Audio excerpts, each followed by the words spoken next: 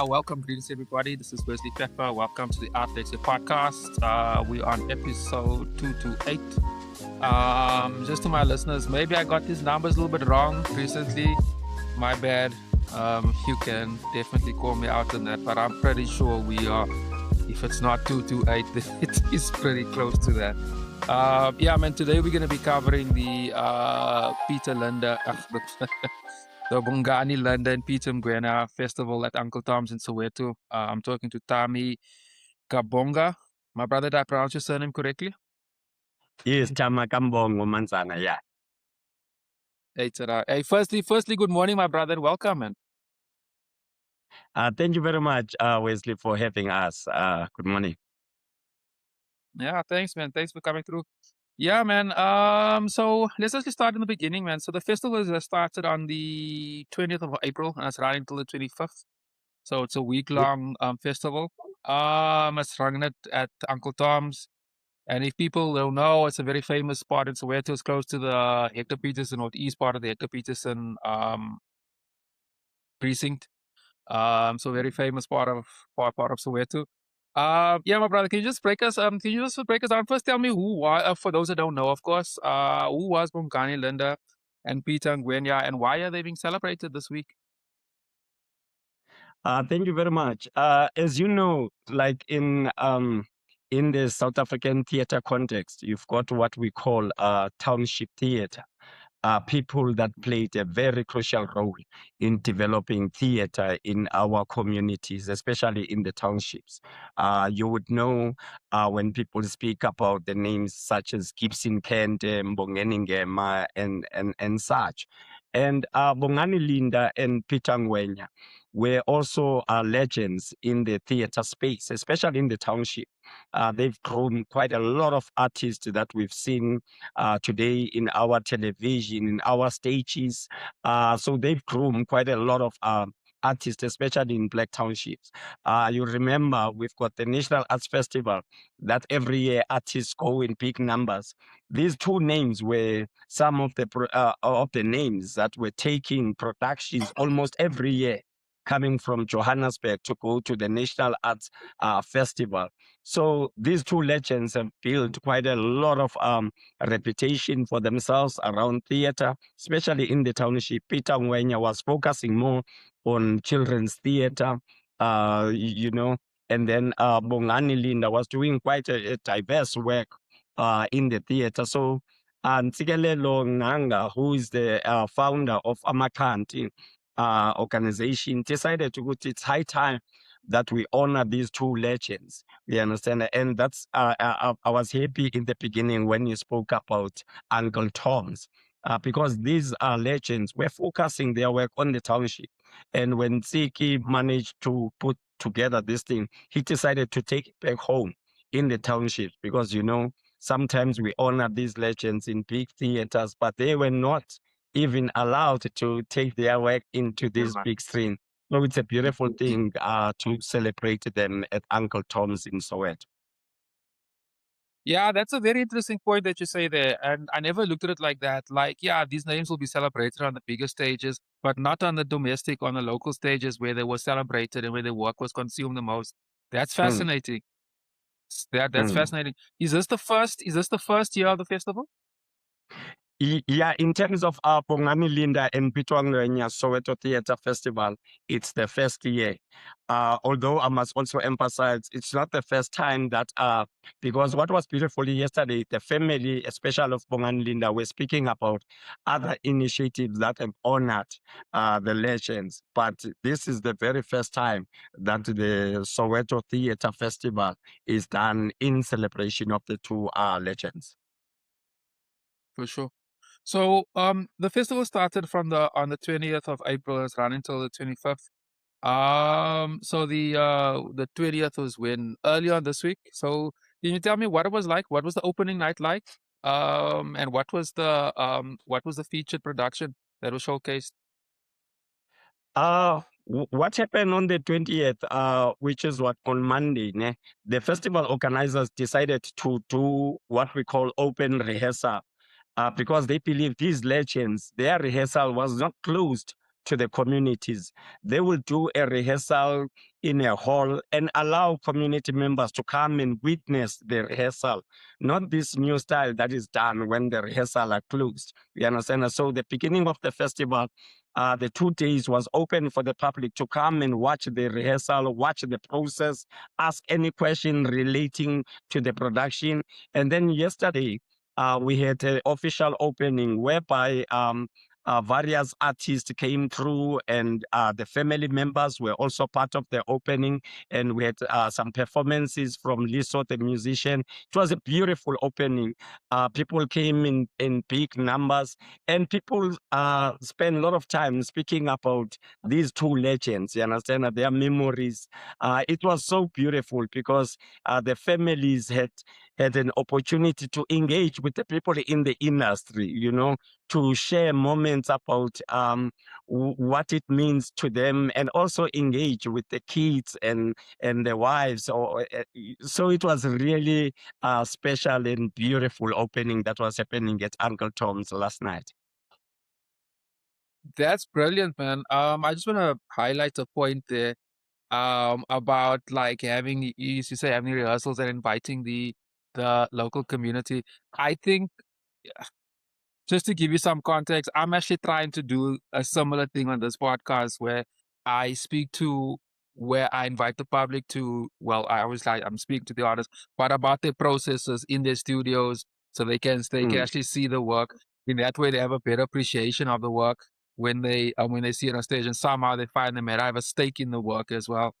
Mm. I'm actually fascinated because I get a sense of the atmosphere, family, friends, Mm. and so forth. What was the public's reaction to to the work, and what type of questions were they asking, and so forth?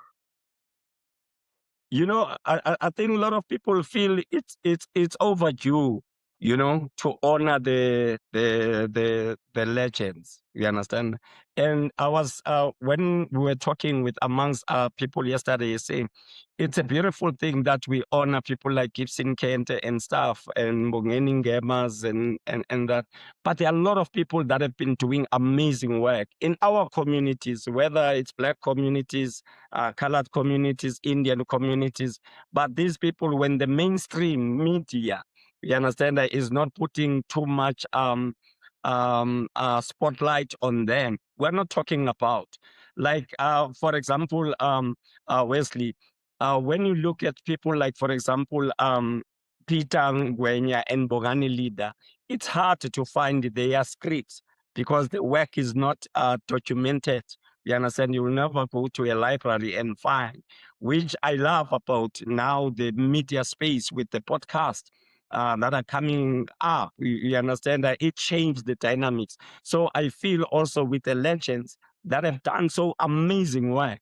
You understand that in the industry, but the spotlight, the ones that are coming in the industry are not aware about the beautiful work that these legends were done. And in the media space, if the spotlight is not on you, we understand that you will see there are so many amazing artists that are coming out of the hands of these two legends, but people don't know. Like I'll always say, Wesley, like we love, let's say, generations, but we don't know Mfundi Vundla in person. You Yeah, understand that we love this production. We only admire the people that are in front. So it's always nice to have yeah, yeah. festivals that are honoring people behind the scenes, people who makes the stars. I love it. Yeah, yeah, yeah. You're raising an interesting point there, like about various, not to get, I don't know if this is controversial or whatever, but yeah, you're saying there's always a handful of names that the mainstream will take and celebrate in terms of like Mm, in this case township playwrights, but the argument could be made for musicians, for fine artists, for poets, mm, for writers too. um, and like it's our responsibility to celebrate these legends, and like I salute you for that. That's fucking dope, man. Um, yeah. and it's necessary.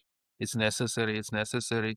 So Mm. let's jump into the actual productions that was showcased. Can you highlight some of them for me? That Okay, was so that was screened already. It was done already, and they will okay, push it tomorrow. so the festival, it's having four main theater production. In the programming, what the organizers have done, they've invited someone, Mashupe Pala, who's an amazing theater maker all the way from Limpopo. And this guy has been pushing for in Limpopo. He's one of the guys that has been vocal that Limpopo deserve theater. He's also an academic and activist. So he's bringing a play called The Other Gender. That is bringing all the way from Limpopo. And then the other shows that we're having, Bongani Linda wrote a play long time ago. It was called Carrot Sisters. And then the organizers, they managed to get someone, Prachulian Siloto, who has been working very close with the late Bongani Linda to direct this play. So we'll be revisiting his latest work. And then another writer that is coming on, it's Mkolisi Masilela. There's a young theater maker that is doing amazing work in Tembisa.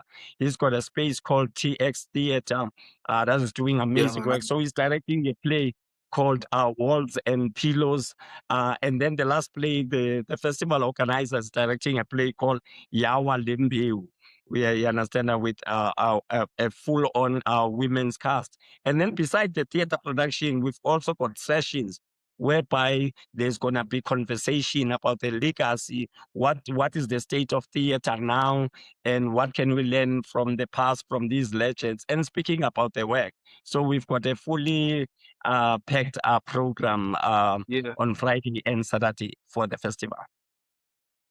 Yeah, man, that's great, man. So tell me, what was the public's what was how did the public take to all of these productions that was showcased so far, and what was attendance like and so forth?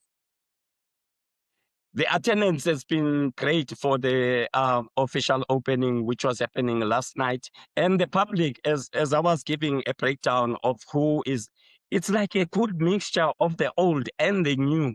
We understand that. Like, for example, if you look at Mkolisi Masilela, which is the young theater maker that is doing amazing work, and you compare with Prachulian, who has been doing theater for many years. So when you mix the generation, you understand that in terms of the audience, you are bringing the old audience that used to go to the theater and the young ones. And by bringing people like Mashupe, we understand that from Limpopo are doing amazing work. Then you are bringing a totally different voice. And the engagements are also led by new voices, people who are activists in the industry. So it's a nice mixture, and the public is really appreciating. And they were hoping it was long, and we are saying it's a first one, and we're hoping as the festival grows, it will expand more. Yeah. Yeah, tell me what is the program like? So what time does the festivity start? Did it start? Until what time?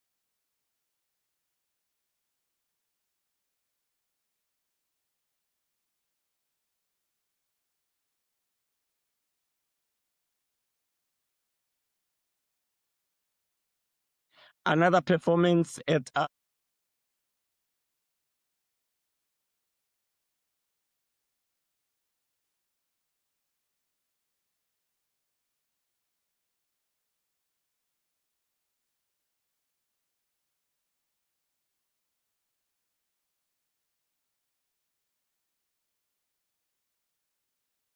Uh, so it's pretty much a full day. So are people do people have to pay per production, or can they pay for the whole day? So you can actually come like with your whole family type of thing. Actually, for this festival, it's free of charge. There is no fee because the Okay. Department of Arts and Culture nationally have also managed to fund the project. So the organizer did not want to honor them and make money out of it. So it's open for public. All the shows, all the conversation are free of Great. charge. That's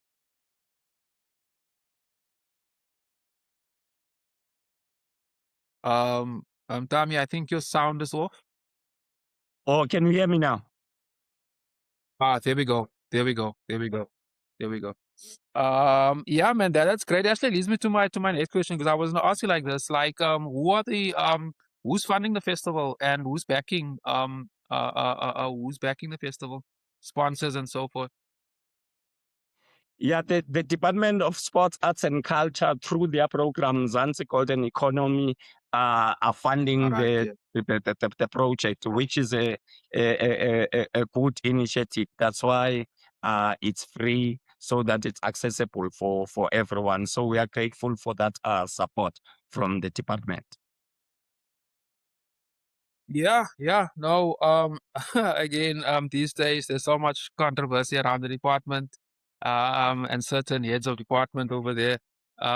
Every week people are complaining on this platform. I'm not the type of guy that's gonna call names and point fingers and stuff. I'll do that for the legacy media.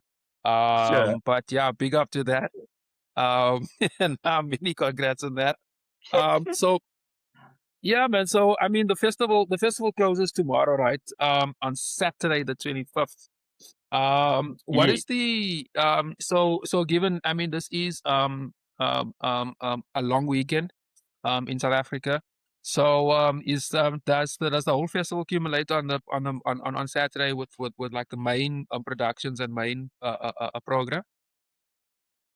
Yes, as like Saturday, it's a full-on program that started 1 o'clock, that will finish very late, and we took into consideration. Hence, we chose Uncle Tom's because it also aligned with the Soweto 76 uprising. We understand, and the conversation are meant for that. And as I said, we are hoping, Guti, this is the first year of the festival that will keep on growing and program more programming. So we are very excited about it. That's fresh, man. And like I said, I love the fact that it is free.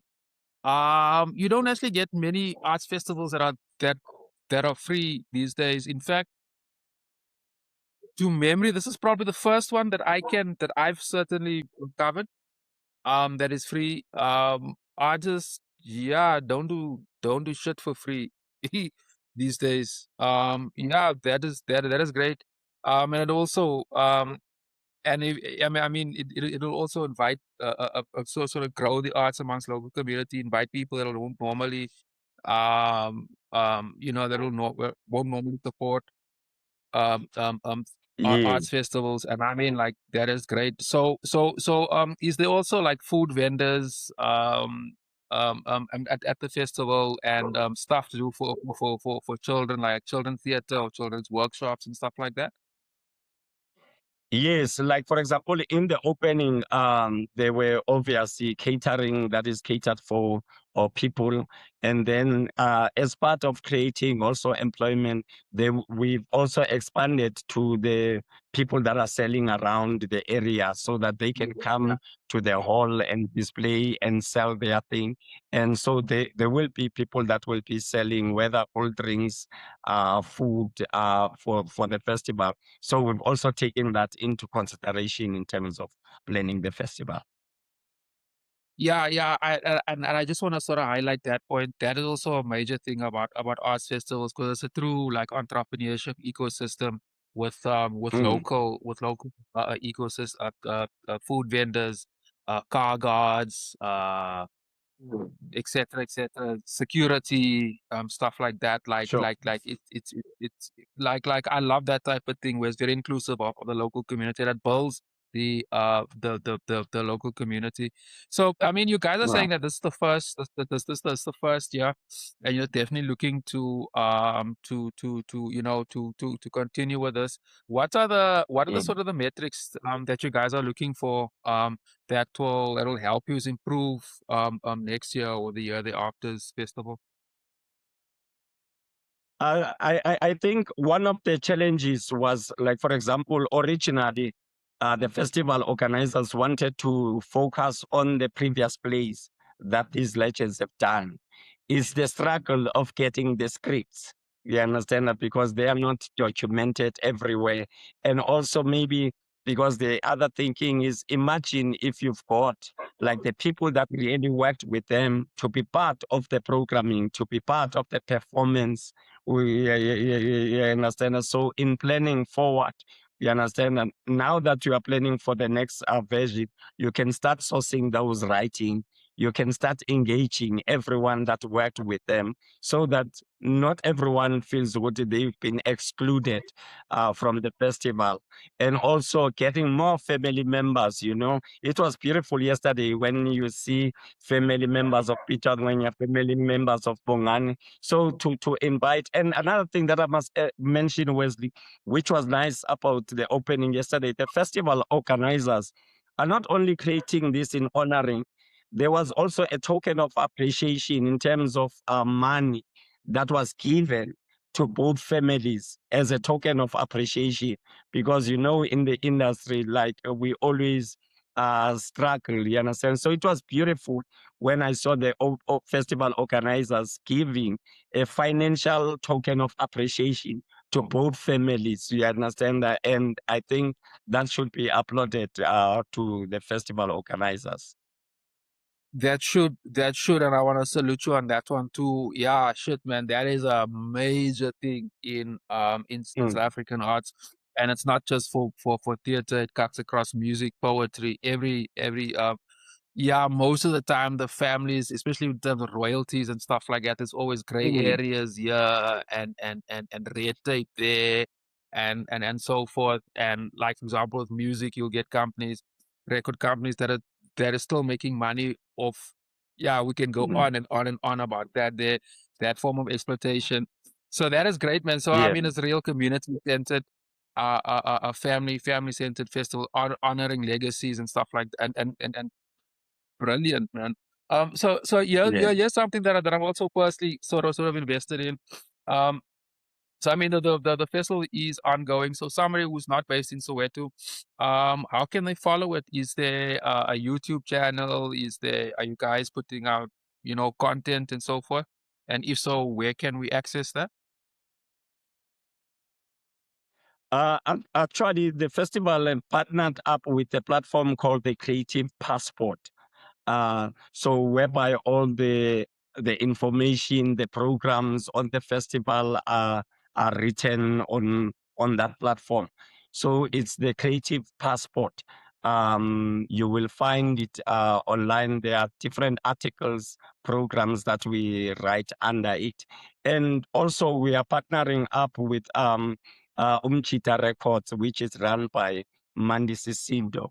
But in future, we are also planning, you understand, to create a specific platform that will be dedicated to this. And another thing that we did, Wesley, there was also a Google Drive form that was shared with people. So anyone across South Africa can share their memories with the legends, and then we compile that, and then it will be shared as part of the festival.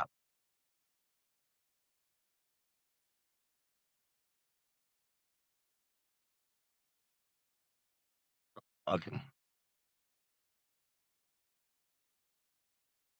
Yeah, sorry Oh, about no, that. no worries. But I did catch that last bit. So that name is the Creative Passport, nah? Yes, Just to be clear. yes. All right, man. So just the listeners, I'll add the those links in the description box there below. Sure. Is there any other social media handles that my listeners can check out anything to do with the production, but also the various playwrights, artists, and so forth? I think it will be safe because the festival organizer's name is Ntsikelelo Nganga, because he also posts quite a lot about the festival on his platform, because we have been created. And also on mine, Thami Akambongo Manzana, I do post quite a lot about the festival ever since it started. But as I said, we will grow other platforms to make sure it reaches many people. Nah, definitely, man. Definitely. This was fantastic. I think we'll wrap it up there. This was great, man. I'm definitely gonna be following what was going on, man. And also with regards to developing other platforms, we are we are doing the very much the same, which is why I'm asking. Also just to see in what direction creators and artists are thinking about. And I'll definitely be communicating, especially with Paul. I'm in touch often with him Sure, sure, around that, and I'll definitely be checking out all of this. And just like I've mentioned, I'll publish this episode tomorrow, which will be the 25th of April. It'll probably be premiered by 10:15. And then I'll also break it up into shorts. I'll do that because it's a long weekend, so probably on Monday. Yeah, nice. most probably on Monday, Sunday, something like that. But I'll be communicating all those things with you, and once everything is done, I will be, I'll send you the link and everything. And yes, man, all the best for the festival. Like I said, we'll be following it this side. And it's always good to see artists, celebrating and bringing things back to the township. Sure. I don't want to end this like on a sort of a sour-ish note, but you get a lot of festivals and stuff that is in bougie areas Mm, where you got to get into your car, fill it up with petrol, and drive. yeah, And then you got to what if your car has been broken into, parking and stuff like that. yeah, It's always good when they say bring the mountain to the people. sure. And like it's always good to cover events like that. So thank you a lot, Thami, man, for the last minute, especially thanks for your time, my brother. I enjoyed it. And I'll be in touch. Thank you very much, my brother. Thank you. Salute, my OT. Shap Shum, shap. shum.